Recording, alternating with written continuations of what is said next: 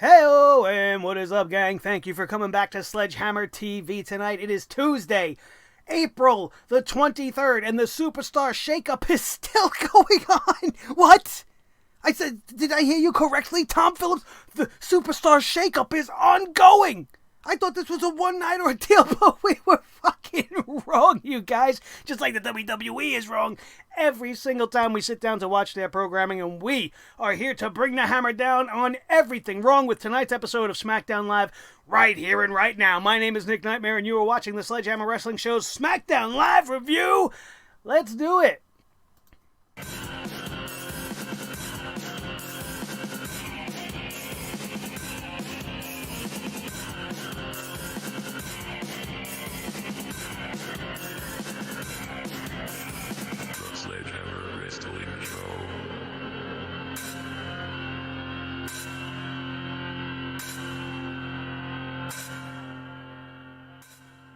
All right, wrestling fans, thank you once again for joining me. My goodness, what has happened to SmackDown Live? We have reverted back to Suckdown Live. I have not referred to SmackDown Live as Suckdown Live in quite some time. For you longtime viewers, you know it's been a minute since SmackDown Live has truly been this bad. Thankfully, they redeemed themselves in the final 5 minutes of this broadcast with the top story coming out of SmackDown Live tonight. Kevin Owens making the turn for the better, changing his tune and dancing to his own song now, and he leaves the New Day, the brand new day, the new day behind. Big O left everybody in the crowd with a big O in their face. You know who wasn't looking like that? This guy. And I know you guys weren't surprised either. We talked about it last week. We said everything that we watched with Kevin Owens and the New Day was absolute garbage, and we didn't want to see it go much further. And the only way we would accept any of this, in retrospect, would be if Kevin Owens does what Kevin Owens does and turns on Kofi Kingston and tries to destroy the New Day from the inside out. This was the moment we've been waiting for. Heel Kevin Owens, just like Randy Orton, is by far the best Kevin Owens, and I now am excited to see this run for Kofi Kingston. Kevin Owens is a fantastic opponent. It's a contrast in styles, a contrast in attitude, and now it has gotten a little bit personal, and that's what you want in your professional wrestling. You want some storytelling, you want some meaning behind it. You don't just want random skits and showing up in fun time playhouses and whatnot. You want everything to mean anything, mean something. And this definitely means something. And I loved the way SmackDown Live went off the air tonight. It was refreshing. It was reinvigorating. It made me want to come here and sit and talk to you guys about the end of the show. What I don't want to really talk to you guys about is the rest of the show, because the rest of the show was a fucking abomination right from the start all the way up until Kevin Owens' turn. I could not stomach tonight's episode of SmackDown Live. The only pass I will give will actually be the match between Charlotte Flair and Bayley. But I have a lot to say about that particular segment as well. But let's get started right from the top, because SmackDown Live opened up the way we all love our wrestling shows to open up, with a fucking McMahon in the middle of the ring. Now, Shane McMahon still, I guess, running the ship on SmackDown Live. He's got some things to say to the big dog. Right, so of course we got to start off this new era of SmackDown Live, which will furthermore be known as the Roman Reigns experience. Exactly the way Vince McMahon wants to kick things off. The last thing we fucking need is A, another authority angle, and then B, Roman Reigns being the one to confront that authority figure. We've seen this with Stephanie McMahon. Shane McMahon all of a sudden gives a shit that his old man got popped in the face with a Superman punch last week. Who really cares? None of that even matters. Was it jaw-dropping to you? Oh no! Oh no! Roman Reigns just punched Vince McMahon in the face. Whoa! We've never seen Vince McMahon get punched in the face before. We've never seen a superstar strike the boss before. It's only been done and watered down and overdone and then done again by everybody that the WWE sees fit to want to put in the upper echelon of their roster. And it's not going to work any more now than it did with Stephanie on Monday Night Raw for the last 4 years, whether it was Triple H and Seth Rollins and the Authority, or Stephanie McMahon and Baron Corbin and the Authority. It's not going to work. It's the same old song and dance. And I'm tired of hearing it. And I'm tired of seeing it. Immediately disinterested in anything they got going on. You brought Roman Reigns to SmackDown Live. You had an opportunity to give us some reason to give a shit about him, to give us some new stuff. But the only thing new about it was the fact that it was Shane McMahon and not Stephanie. You had Roman show up in his same outfit, with his same haircut, and his same facial hair, and his same Shield music, not changing up a damn thing. At least AJ Styles had the decency to shave his fucking face and look at least slightly different since he's going to experience a rebirth. Roman Reigns did nothing. He's just the same Roman Reigns. And then you bring him to SmackDown Live and you put him up against another guy that was with him on Raw for the last 4 years. And he's not a guy that anybody really gives a shit about any more than Roman Reigns at this point. Elias. Why would you put two guys from Raw in a feud on SmackDown? The whole point of the Superstar Shakeup, like my buddy Suede Senator, that's a hard thing to say, holy shit, Suede Senator, I'm sorry I muffed up your name there, bro, the young lion on Twitter, he made the point that I was just about to make, and now I lost it because I fucked up his name, which is that, the Superstar Shakeup is supposed to bring us new matches, new stories, new superstars. But in Roman Reigns' case, we get the same fucking thing over and over again. And then the segment ends with Roman being bested by Elias and Shane McMahon, the same man that kicked out of like 5 F5s one time, was easily subdued by fucking Elias. Count me out. Immediately disinterested, and it was just stupid. I could care less. Then Elias wants to come back later and sing a song, and it's probably the worst performance I've ever heard him do. Usually he's not that much off-key, and his guitar's not out of tune, but this was just awful. He sang a song to Roman Reigns about how he wants to fight him at Money in the Bank. And then he gets his wish. Roman Reigns responds and accepts this matchup. And the fact that the Roman Reigns match for Money in the Bank is announced before and confirmed before the WWE Championship match has been set in place is just absolute proof of where this company's priorities lie. They don't give a shit that Kofi Kingston has the WWE Championship around his waist. Roman Reigns is on SmackDown, so we gotta book his match first. That's what I see. And I don't like it. Kevin Owens, we go back and take a look and see how he became the Big O, became an honorary member of the New Day, to have a little promo in the back, and it's just cringeworthy to me, but like I said, in the back of my mind, I'm going, this has nowhere else to go but Kevin Owens doing the right thing, which he did do later on this night. The first match we got to witness tonight was Finn Balor versus Andrade. And before we talk about this match, it was a great match. Finn Balor and Andrade Cien Almas are going to give you a great match every time. They're two of the best professional wrestlers in the business, and they have a good chemistry. And I can't help but think that they moved Andrade to Monday Night Raw with the intentions of feuding him possibly with Finn Balor for the Intercontinental Championship. And then they woke up Tuesday last week and they moved Finn Balor to SmackDown Live, and then they come later on the week and we're like, oh shit, how did we do that? Everything we have written for Finn Balor has to do with Andrade.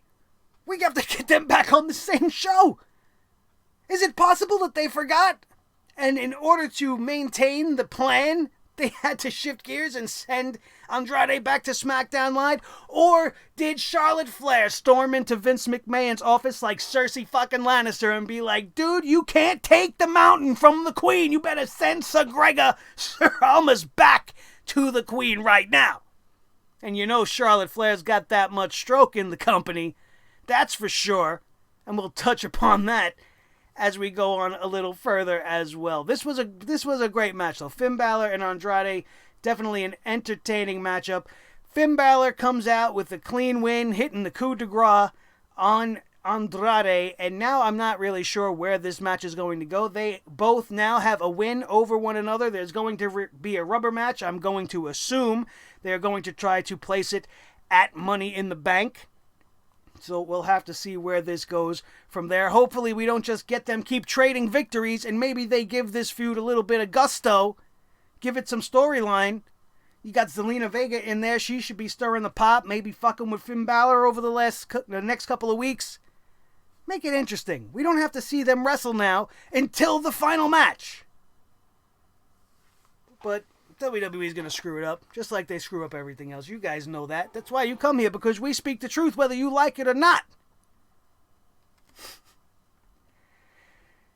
Kairi Sane versus Peyton Royce, one half of the World Tag Team Champions of the Women's Division, the IIconics.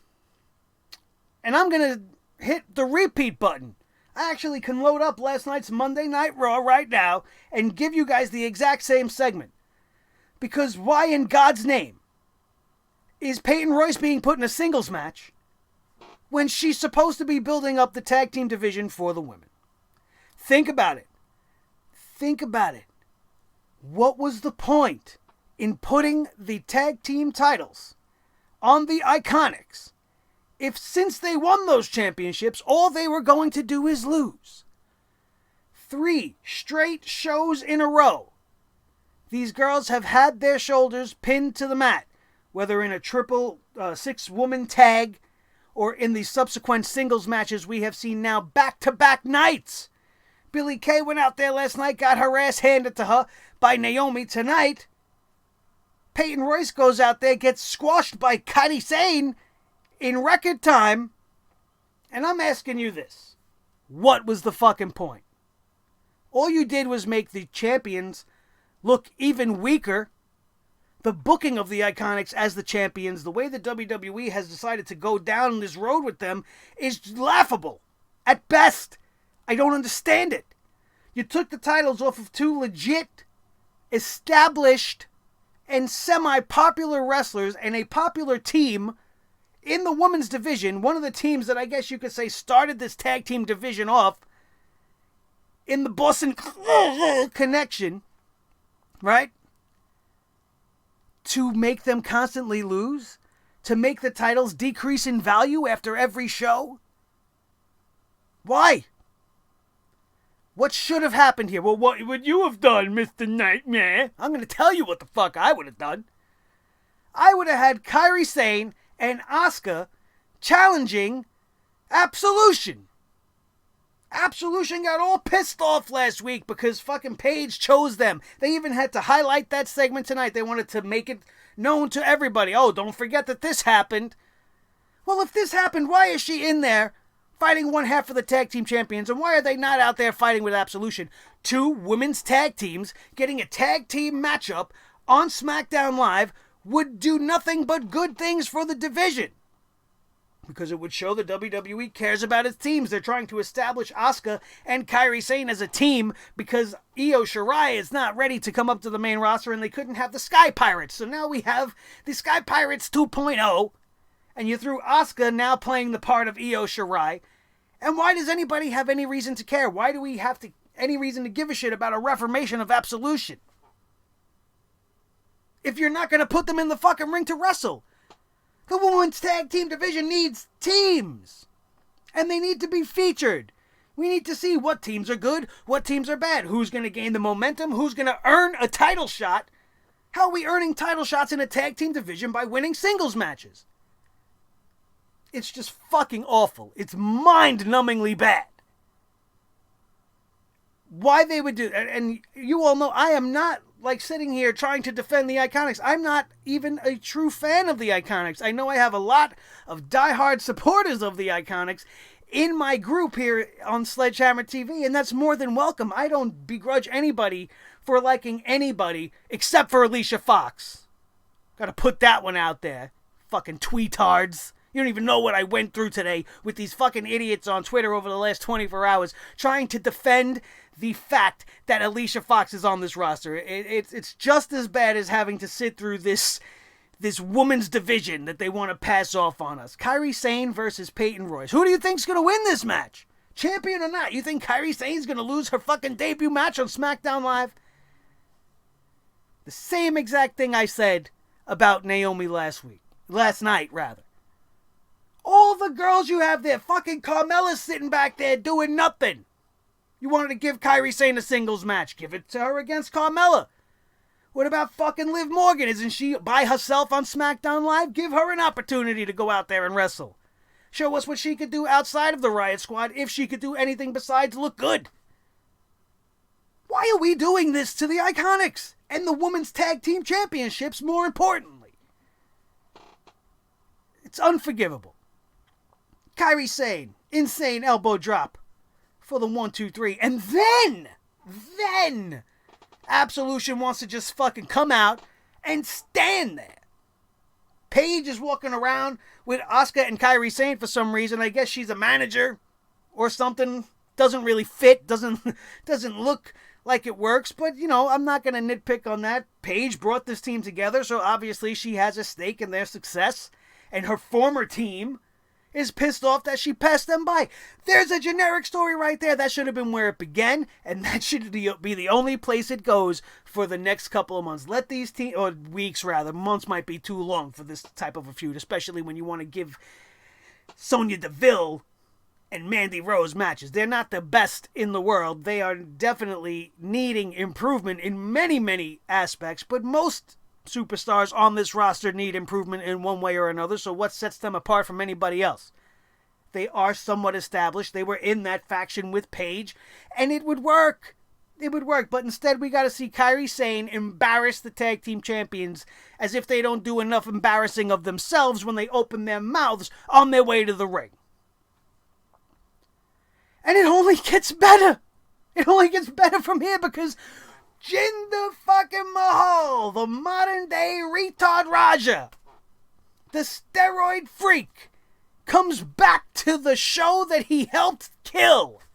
Remember when I said SmackDown Live used to be known on this channel as Suckdown Live? It was mainly during the reign of Jinder Mahal as WWE Champion, and it is no coincidence to me that the day Jinder Mahal returns to SmackDown Live, it becomes Suckdown Live again. Holy shit. Jinder Mahal booked in a match versus Chad Gable, and this thing never even really gets started. Lars Sullivan comes out of nowhere, attacks Chad Gable, throwing him into the ring post, and then he gets into the ring. And I'm begging for him to get his hands around Jinder Mahal. And then I find myself analyzing myself as a fan. I'm like, bro, what are you doing? Lars Sullivan's not a babyface. He's not going to attack Jinder Mahal because that's going to get him over like gangbusters. Nobody gives a shit about the Sing midgets. We never did. The little singlets got thrown around by Lars Sullivan. Jinder Mahal walks away unscathed. Chad Gable got his fucking head bashed into a ring post. And Lars Sullivan standing there with his fucking awesome theme music looking like a goofball. And I did not hear a fucking peep from the crowd. I don't think anybody gives two shits about Lars Sullivan, and it's a shame. Just another one in a long line of NXT call-ups that were called up way too fucking soon. Then they had some sort of big plans for him, and the guy had a stressful or some sort of a nervous breakdown, some sort of a mental malfunction, and I don't blame him. Can you imagine working for these fucking people and them telling you, oh, we have all this shit planned for you, and maybe he showed up at Raw, and they're like, nah, bro, you're going to go out there, we're going to dress you up like a clown, and your name is going to be Bobo, and you're going to be teamed up with fucking Mojo Rawley, and you're going to be Mojo and Bobo. Mojo Bobo, baby. And the guy had a nervous breakdown. I would give me a fucking nervous breakdown. Jinder Mahal versus Chad Gable. This is what you're booking in order to put over Lars Sullivan. Come on. Fucking ridiculous. We come back from the break, we get another replay of the Roman Reigns experience from earlier in the show, because God forbid you missed it, and we have to show it to you again because we have to shove Roman Reigns right down your throat like a throbbing cock. And then we go back to the other agenda. After we have to sit through getting Roman shoved down our throats, we get Charlotte Flair. Charlotte Flair coming to the ring looking like a queen, dressed like a peacock, looking good. Happy now because she's got her boo coming out there. She's about to take charge once again. She wants another shot at the fucking Women's Championship for SmackDown Live. She's so tired of Becky and her bad promos and her beep-bopping and woo-wopping and all the shit she says, calling everybody dopes. She seems to feel for some reason that she was cheated at WrestleMania. None of this fucking matters. It did get interesting, because out of nowhere, Bayley shows up. Now, a lot of you guys probably rolled your eyes. Oh, Bayley, here we go. But if Bayley didn't earn some of your respect tonight in her performance with the Queen in that match that they ended up having, then I don't know what to tell you, because the girl can wrestle. And she was trapped in the vortex of Monday Night Raw, a show that legitimately sucks the talent right out of you. And she comes to SmackDown Live and she puts on a very good match. Made Charlotte look good. Charlotte Flair doing the Spanish Fly. Fucking awesome. Wonder who taught her that move. Probably learned it in bed with Andrade. And I'm not saying anything bad about it. You learn it wherever you learn it. I just do not like that the WWE took this opportunity to shove it in our faces. They actually were probably laughing at us, because everything that they gave Becky Lynch to say about Charlotte Flair are things that many of us in the community have been echoing for weeks. Charlotte Flair is entitled. Charlotte Flair gets handed things. Charlotte Flair is the company favorite. What reason does she have for being the first challenger for the WWE Championship again, outside of the fact that she's Charlotte Flair? She lost at WrestleMania. Maybe she didn't get pinned, but she lost. Move over. Let somebody else get a fucking turn. And that's essentially everything Becky had to say to Charlotte Flair. And it was all negated, because here is this match, and here is this opportunity for Bayley, who comes out there saying, oh, you never beat me, this is not, and we're going to have this match tonight. And whoever wins this match is going to get to fight Becky Lynch for the SmackDown Live Championship at Money in the Bank. While at the same time, well, not simultaneously, but on the same night, she's going to be fighting for the Raw Women's Championship. Stacking the deck against herself is Becky Lynch, but that was not the story. The story here is Bayley versus Charlotte Flair. Like I said, a great match. Both of these girls looked great. Bayley looks the best that she has looked in years. And she loses. You can feel the wind just empty from the arena the moment that 3 count was administered. Bayley had this match in her grasp, and Charlotte Flair survived by the skin of her nose. Hits the spear on Bayley and gets to 3. Hits the spear. Who else hits the spear that the WWE likes to jam down our throats or up our asses, whichever one you find more pleasurable? The female version of Roman Reigns, Charlotte Flair. Now, don't take this the wrong way. I am not hating on Charlotte Flair. I'm going to have to tell you guys the same thing I tell you when we fucking talk about Roman Reigns. It's not about the guy. It's not about the lady. I actually am very supportive of Charlotte Flair. I am a big-time advocate of second and third generation superstars. I like them having legacy. I like hearing names that are familiar from me to the past, and I like seeing their children succeed. But when you're so obviously the one the company wants to overshadow people to a point where nobody else ever gets a chance, I don't care. I don't care. And the fact that she won this match, and she is going to be the first challenger to Becky for the SmackDown Live Championship, is wrong. It's absolutely wrong to me. Instead of having fucking Peyton Royce fighting Kairi Sane, why didn't you have like Kairi and Asuka and all the fucking women in some sort of a matchup to determine who's the first contender for Becky Lynch? Not that they wouldn't have made Charlotte Flair win that one anyway, because you know they would have. But it would have at least seemed more legit than her just coming out whining, I'm the queen and I want my chance. So that's my thing wrong with this. But in the end, it was a very good matchup for the women's division. Something those two girls could be proud of. Probably one of the better matches we've seen on SmackDown Live for the women in a while. Props to Charlotte Flair. Big time props to Bayley for getting in there, taking this moment, seizing it, and trying, hopefully making some of you people who don't believe in the girl's abilities see the light. I understand if you're not attracted to Bayley. You know, she might not be everybody's cup of tea. And that's not why we watch women wrestle. It certainly does help when they're nice looking and they're easy on the eyes. But I want to see women that know what they're doing. I want to see women that can compete at a high level. Women that respect the industry. Bayley and Charlotte are two of those women. And they showed it tonight.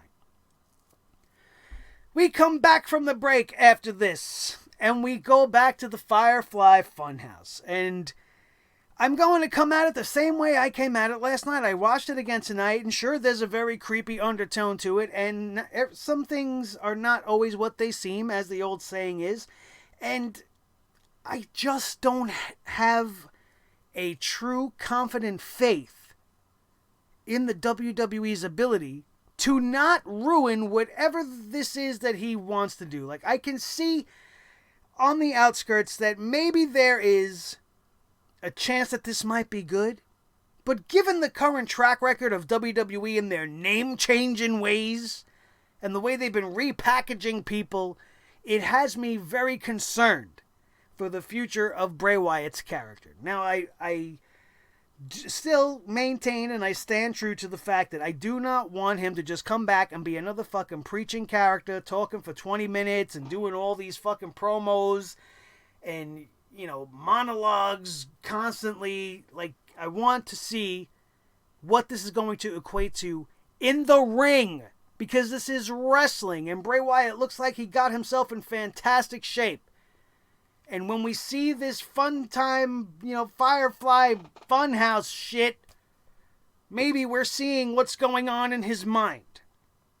Maybe they're allowing him to have some sort of a creative freedom. Maybe this isn't as straightforward as it came across. And like I said last night, after I initially shit on it, which I still kind of do because I don't get it, you have to kind of be patient and we have to wait and see where this thing leads. If this somehow turns into him being some sort of a schizophrenic, battling with himself to try to not be the old Bray Wyatt, it could get interesting. It could also get very cheesy. It could also be like Katie Vick level bad. And I don't want it to go down that route. Bray Wyatt, in his performance alone, you could tell the guy is a star.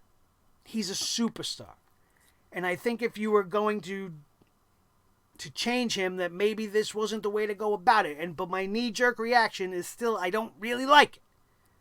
I don't really like it. But we have to see the other side of the coin before we truly decide whether or not this Firefly Funhouse thing is going to work. So I'm going to ask all of you, just like I have to keep reminding myself, let's try to be patient with this and see where it goes, because there is a very small chance that it may not be as bad as we all felt 24 hours ago. Watching it again tonight, I'm trying to look for little hints and secrets and trying to see if I can poke any other meanings into it. And some of the things that he says are pretty crazy, right? So maybe it's not as straightforward of a 360 turn from his original character as we were all afraid it was going to be. And then finally, we finished off tonight with Kofi Kingston versus Shinsuke Nakamura. This was not a title match at all. We had Kofi come out with his New Day brethren.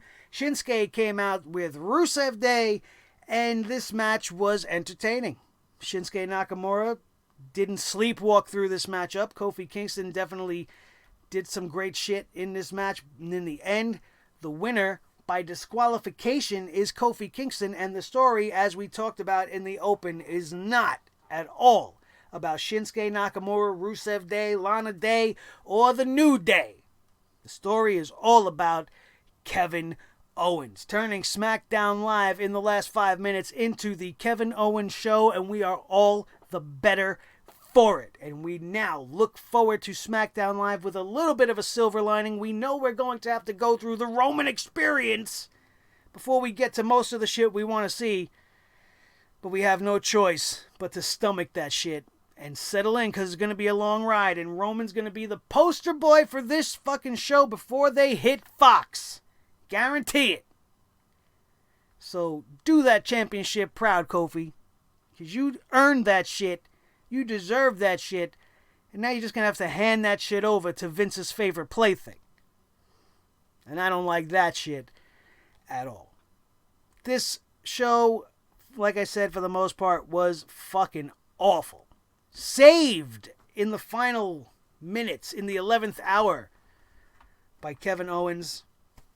And I can't thank him enough. Just like I can't thank you guys enough. Last night was the biggest 24-hour performance for one video ever on this channel. And I want to say thank you guys so much for being a part of that. And I want to thank you even more so to all of you who joined the family last night and pledged your loyalty and became a Sledgehead by hitting that subscribe button. We are just a fraction under 14 hundo. Are you kidding me? Let's try to hit 1,500 before we even get to Money in the Bank, because if there were any army that needed to grow and take over the YouTube wrestling community, it is this one. After all of the shit I went through on Twitter, I can't tell you how much I value you guys who are here with me and understand what I'm saying, respectfully disagree with me at times, but do so in a way where we all become more educated and all become friends. In the end, this is one big happy family, and if you are going to bring negativity to it, the hammer will be brought down on your ass, and you will be watching from the outside, looking in like a fucking puppy, like a kid looking at puppies at a fucking puppy store, pet store.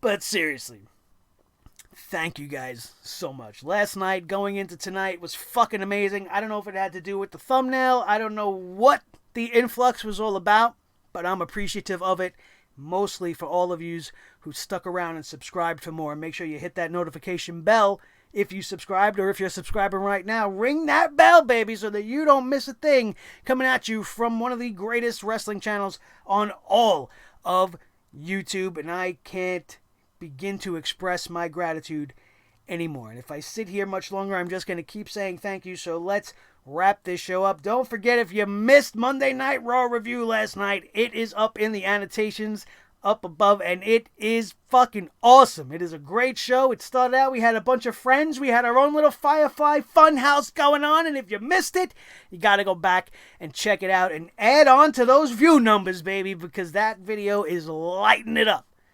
And you guys are the ones that lit it up for me.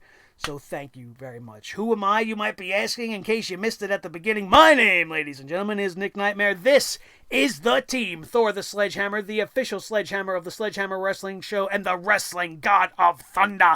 Don't call him a mallet. And his tag team partner, the World Heavyweight Champion of all the microphones in all the world, Mr. Blue the Snowball. Say it with some respect if you're gonna say it at all. And the most important member of the team, as always, is each and every one of you loyal bastard sledgeheads. I love you guys so much. Thank you so much for making this channel what it is today. That, my friends, is going to do it. And we are out of here, and we will see you next time right here on your new favorite wrestling show, the Sledgehammer Wrestling Show, only on Sledgehammer TV, right here, baby, on YouTube.com. Boom.